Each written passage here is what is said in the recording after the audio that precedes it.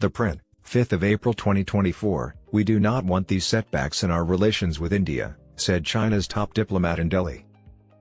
As it develops its aircraft carrier fleet to rule the Indian Ocean and bleed India in the north, China seeks to divert India's attention to the north. On Thursday, the Chinese ambassador to India, Ma Jia, said that China does not want to see some setbacks in relations with India. His remarks were made against the backdrop of China's military incursion into India in 2020, which prompted the most significant military buildup between the two nations since the 1962 war, LAC. Ma did note that there had been progress in the two nations' bilateral ties, though there has been no diplomatic forward movement other than the two sides meeting to ease border tensions, despite trade continuing on its mostly unaltered course. At the same time, the Indian government attempted to impose countermeasures.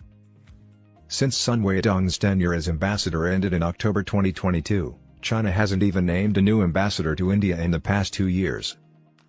China-India relations suffered some setbacks in recent years, Ma remarked at an international conference honoring Indian poet and writer Rabindranath Tagore's visit to China in 1924. "We do not want to witness this. Some people doubt the bilateral relations between China and India by highlighting their discrepancies." The Chinese ambassador added that Beijing views relations with India from a long-term and strategic perspective and that both nations have great potential for cooperation. "We can undoubtedly chase away the gloom and welcome the light of spring if we seek common ground while shelving differences, properly manage divergences, and work towards the same direction," Ma continued.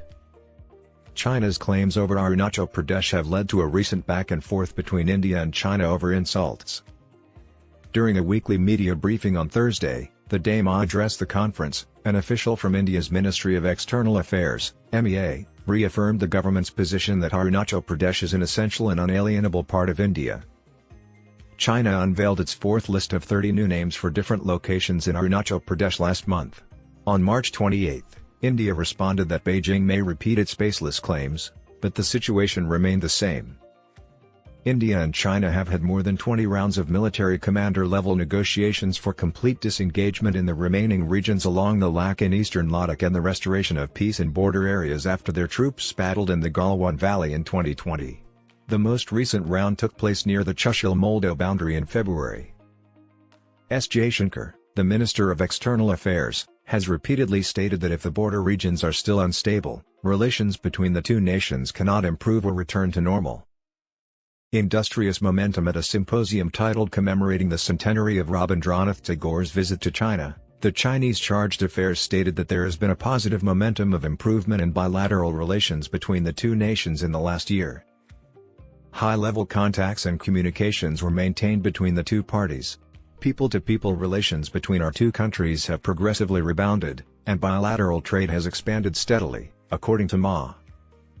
October saw a record high in goods commerce between the two nations despite geopolitical concerns because of a spike in imports from China over the holiday season, particularly gold. Nevertheless, India has been working to reduce its trade deficit with China, which is expected to reach $100 billion by 2022. Saad Ahmad Waraj, Pakistan's Chargé d'Affaires to India, demanded mutual respect, sovereign equality, and peaceful coexistence between Islamabad and New Delhi. After August 2019, when Pakistan objected to the Narendra Modi government's plan to remove Jammu and Kashmir's special status, relations between the two nations worsened.